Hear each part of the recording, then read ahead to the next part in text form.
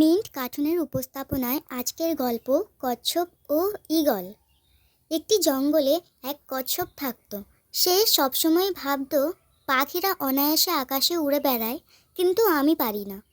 এইসব ভেবে ভেবে সে প্রায় দুঃখ পেত।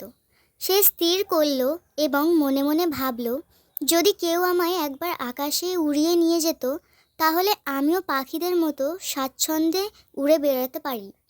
শেষমেশ সে এক ঈগলের কাছে গেল এবং তাকে বলল, ভাই, তুমি যদি একটিবার আমাকে আকাশে উড়িয়ে দাও, তাহলে সমুদ্রের গর্ভে যত রত্ন আছে সব তোমায় দেব।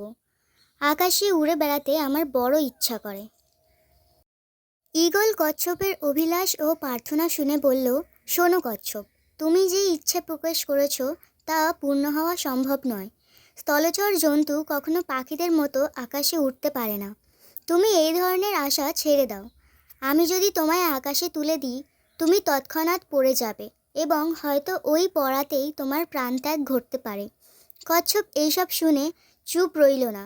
বলল, তুমি আমায় আকাশে তুলে দাও, আমি উড়তে পারি। উড়ব, না হলে পড়ে মরব, সে নিয়ে তোমায় ভাবতে হবে না।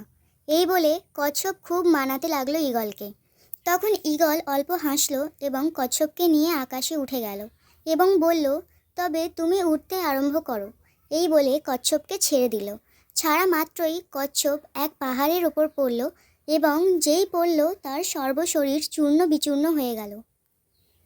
তো এই গল্প থেকে আমরা এই শিখলাম, অহংকার করলেই পতন হবে, অর্থাৎ অহংকারই পতনের মূল।